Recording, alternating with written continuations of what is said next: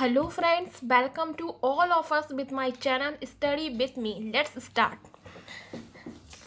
आप लोगों में से जितने भी लोग हैं जो CSIR नेट JRF की प्रिपरेशन करना चाहते हैं फॉर लाइफ साइंसेस के लिए, तो उन लोगों के लिए मैं बहुत ही अच्छी बुक लेके आई हूँ जो कि है MCQs प्रैक्टिस बुक और इसका नाम है कैटलिस्ट, जो कि कैटलिस्ट ने बनाई है।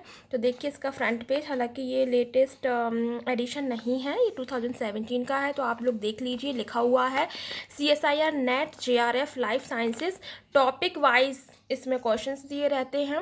CSIR के हैं, गेट के हैं, JNU के एंड अदर एग्जामिनेशन के भी इसमें मेंशन किए हुए हैं। ठीक है, तो और ये जो बुक है ये किसके द्वारा लिखी गई है? रूपेंद्र सिंह, डॉक्टर मधु गुप्ता, अनवा शुक्ला, उनके द्वारा ये जो बुक है वो पब्लिश की गई है। ठीक है, इसके बाद अब ये बुक क्यों इतनी खास है? क्योंकि इस बुक में बहुत अच्छे से हर एक डिटेल्स इसमें दी गई है। इसमें जो इसका जो थर्ड पेज है उसमें लिखा हुआ एनालिसिस ऑफ क्वेश्चंस पेपर। तो देखिए कितनी ईयर का इन्होंने एनालिसिस करके बताया है, 2014 से 2017 तक। ओके, अगर यदि आप लेटेस्ट बुक परचेज करोगे तो उसमें आपको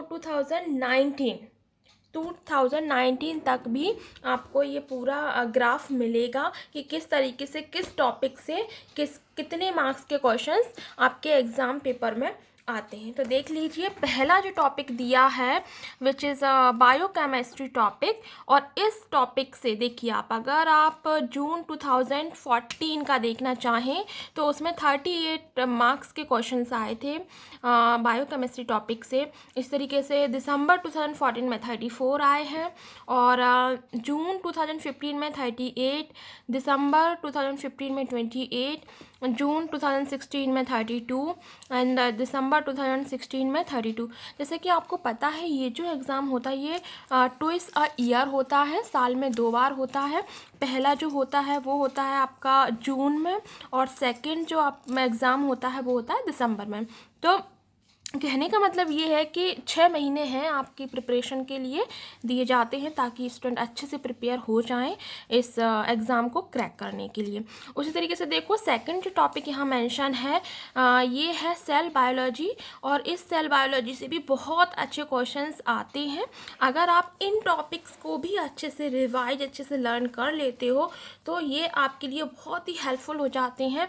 किसके लिए? For crack the CSIR net JRF। Okay, तो साथ ही साथ देखो इम्यूनोलॉजी भी है। हालांकि इम्यूनोलॉजी में जो हम अगर ग्राफ के अकॉर्डिंग देखें तो बहुत कम ही मार्किंग ले पाता है ये टॉपिक, बट ये है कि अगर आपके पास टाइम है तो फिर आप इस टॉपिक को टच करिएगा, और नहीं तो जो इम्पोर्टेंट है, जैसे अभी मैं बताऊंगी डेवलपमेंट बायोलॉजी बहुत ही इंपॉर्टेंट है, इससे बहुत अच्छे क्वेश्चंस बनते हैं। देखो जून 2014 में देखिए 26 आए हैं, एंड बहुत ही वेरी वेरी इंपॉर्टेंट टॉपिक जो है वो है मॉलिक्यूलर बायोलॉजी। देखिए आप मॉलिक्यूलर बायोलॉजी आपकी बहुत अच्छी मार्किंग दे सकता है।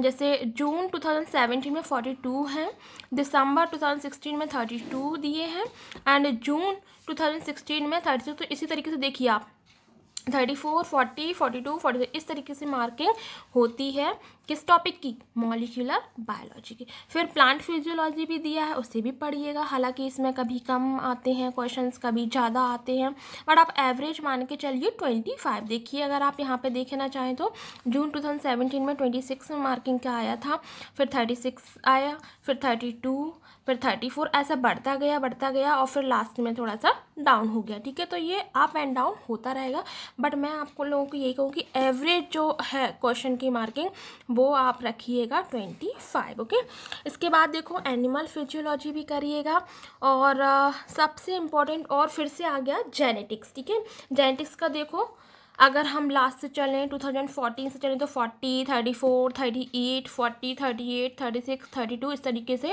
इन्होंने ग्राफ मेंशन किया है कि किस तरीके से क्वेश्चन की मार्किंग की गई है।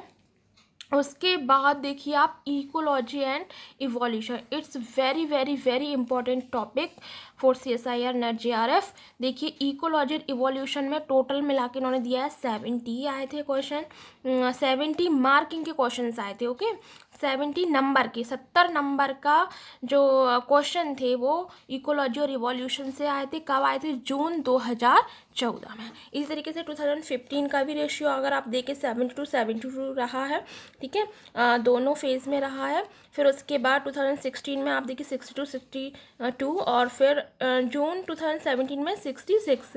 तो अगर आप देखेंगे बिलो 50 तो आई थिंक बिलो 60 है ना, बिलो 60 तो किसी में भी नहीं है, ठीक है। तो बिलो 60 नहीं है, इसका मतलब ये बहुत ही इंपॉर्टेंट टॉपिक है। फिर उसके बाद मैथड्स इन बायोलॉजी, इसमें भी अच्छे खासे क्वेश्चन आए हैं, एंड कुछ अदर टॉपिक्स हैं उनमें से भी अच्छे क्वेश्चन आए हैं। तो ये तो आपका ग्राफ था कि आप अगर आपको नॉलेज होगी कि किस तरीके से क्वेश्चंस पेपर में क्वेश्चन बनाए जाते हैं, कितने मार्किंग के आते हैं, तो उस हिसाब से आप उन्हीं टॉपिक्स को अच्छे कीजिए जिन टॉपिक्स के ज़्यादा क्वेश्चंस पेपर में आते हैं। फिर देखिए राना कैटलिस्ट ने बहुत अच्छी एक बात कही है जो कि थर्ड पॉइंट में मेंशन है। Consistently more questions are being asked from areas like genetics, molecular biology, biochemistry, ecology and evolution and methods in biology. तो इन्होंने क्लियरली बोल दिया है कि अगर आप ये वाले टॉपिक्स अच्छे से कर लोगे तो आपका क्रैक हो जाएगा।